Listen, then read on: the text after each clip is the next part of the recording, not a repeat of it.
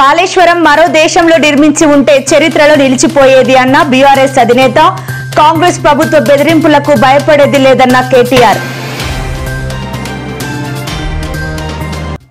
NH ప్రాజెక్టులపై AP CM Chandrababu కీలక వ్యాఖ్యలు. గడువులోగా జాతీయ రహదారుల నిర్మాణం జరగాల్సిందేనని స్పష్టీకరణ.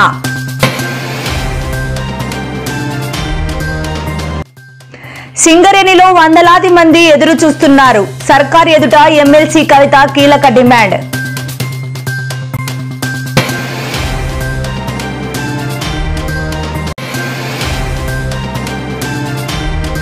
ఏపీ మాజీ సీఎం జగన్ కు సవాల్ విసిరిన రాజ్యసభ సభ్యురాలు రేణుకా చౌదరి. దమ్ము ధైర్యం ఉంటే అమరావతి ప్రాంతంలో పర్యటించాలి అంటూ హెచ్చరిక.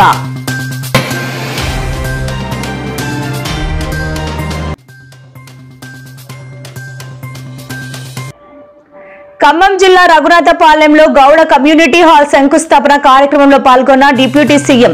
వచ్చే ఎన్నికల్లో 90 సీట్లు పైబడి గెలుస్తామని ధీమా.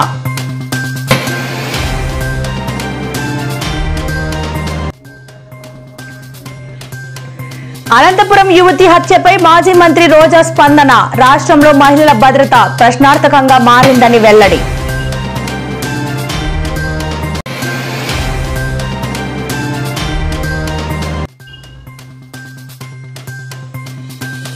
తెలంగాణలో 5 ఏళ్లలోపు పిల్లలు ఉన్న వారికి గుడ్ న్యూస్.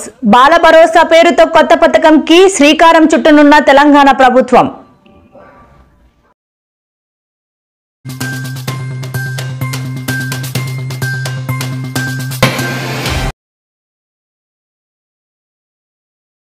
కాళేశ్వరం అంశంపై ప్రభుత్వం ఏర్పాటు చేసిన సిట్ ఎదుట సోమవారం మాజీ మంత్రి హరీష్ రావు విచారణకు హాజరయ్యారు.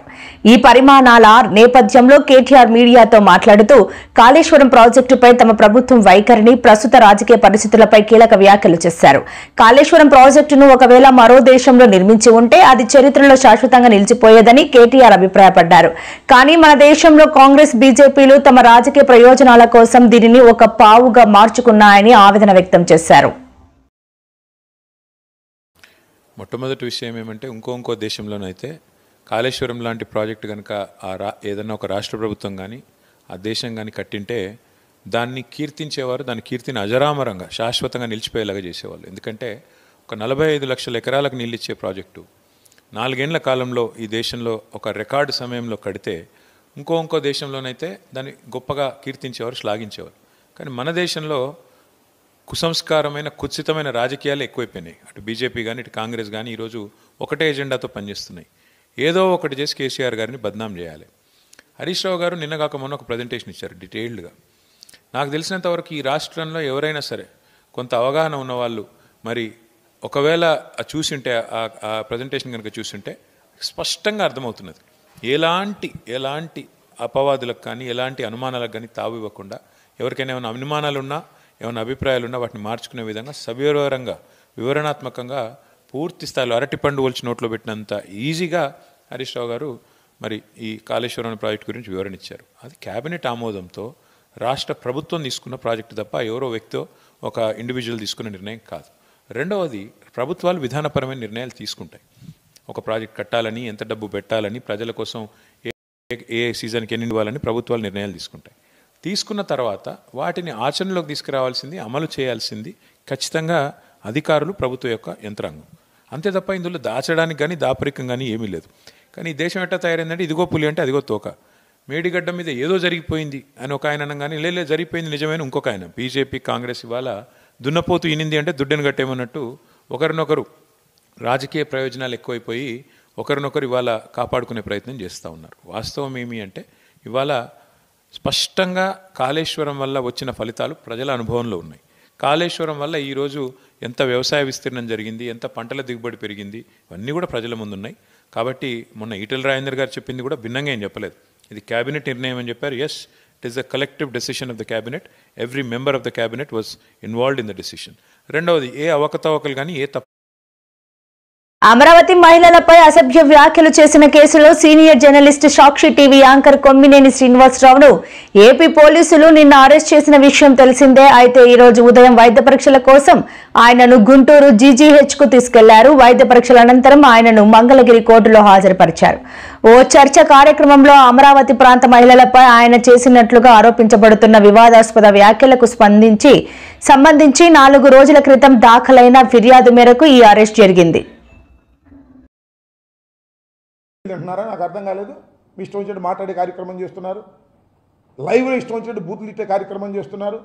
చాలా దుర్మార్గం అని మనం చేస్తాం. చాలా ఇంతకుముందు నేను మనవి చేస్తున్నాను. నేను కూడా ఇది చూడండి, భారతమ్మ గారి మీద ఏ విధంగా దుష్ప్రచారం చేసేటటువంటి కార్యక్రమాలు ఇంతకుముందు నడిపారు. వెళ్ళిపోయి కొమ్మినేని శ్రీనివాస్ గారి ఇంటి ఒంటిని పట్టుకొచ్చారు. ఏమిటి దారుణం అంటున్నా? అంటే మీరు ఏ మార్గం చూపిస్తున్నారు?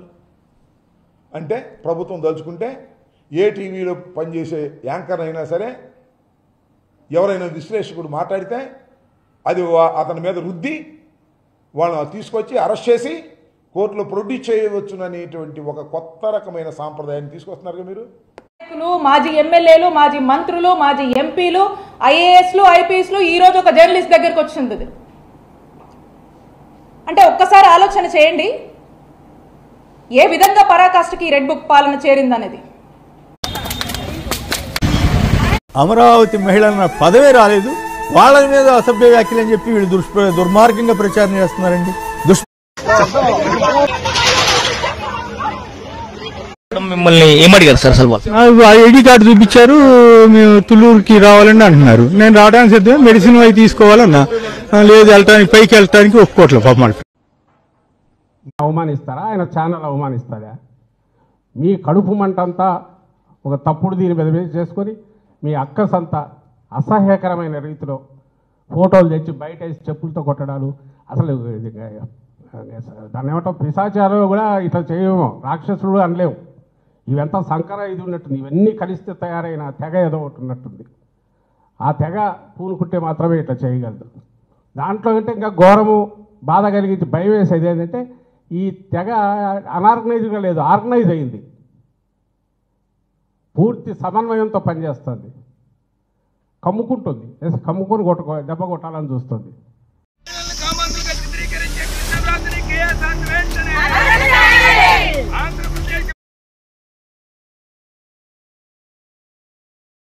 సింగరేణిలో మారు పేర్ల అలియాస్ నేమ్స్ తో కార్మికులుగా పనిచేసి డిపెండెంట్ ఉద్యోగాల కోసం ఎదురు చూస్తున్న బాధితులను ఆదుకోవాలని ఎమ్మెల్సీ తెలంగాణ జాగృతి అధ్యక్షురాలు కల్వకుంట్ల కవిత డిమాండ్ చేశారు. హైదరాబాద్ లోని తన నివాసంలో సింగరేణి జాగృతి నాయకులు అలియాస్ నేమ్స్ డిపెండెంట్ ఉద్యోగాల కోసం ఎదురు చూస్తున్న వారితో సమావేశమయ్యారు. ఈ సందర్భంగా ఎమ్మెల్సీ కవిత మాట్లాడుతూ సంస్థలో 30 ఏళ్లుగా పైగా సేవ చేసిన కార్మికుల వారసులకు ఉద్యోగాలు ఇవ్వకుండా వేధింపులకు గురి చేయడం అన్యాయమన్నారు.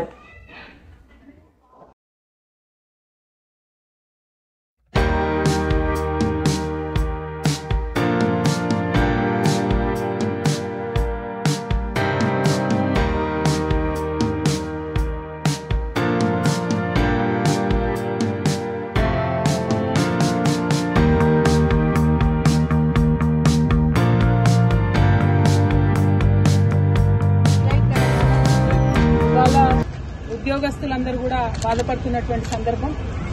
ఈ కాంగ్రెస్ ప్రభుత్వం అధికారంలోకి రాకముందు అనేకమైనటువంటి మాటలు ఉద్యోగులకు చెప్పడం జరిగింది. సమయానికి జీతం ఇస్తామని, 1వ తారీఖు నిండక ముందే మరి అన్ని రకాలుగా కూడా మీరు కిస్తులు కట్టుకుంటే అవకాశం ఉంటుందని, టీఏలు డిఏలు బీఆర్ఎస్ ఇస్తలేదని, మేము ఇస్తామని అనేక రకమైనటువంటి మాటలు మాట్లాడి నిన్న ముఖ్యమంత్రి గారు కేవలం ఒక డిఏ విధిలించడం ఉద్యోగస్తులకు నిజంగా ఉద్యోగస్తుల త్యాగాలను, తెలంగాణ రాష్ట్ర సాధనలో ఉద్యోగుల పాత్రను అన్నింటినీ కూడా కించపరచడమే అని చెప్పి నేను భావిస్తూ మరి కాంగ్రెస్ ప్రభుత్వం తక్షణమే ఉద్యోగులకు చెల్లించాల్సినటువంటి అన్ని డిఏలను కూడా చెల్లించాలని చెప్పి డిమాండ్ చేస్తా ఉన్నాం. జై తెలంగాణ.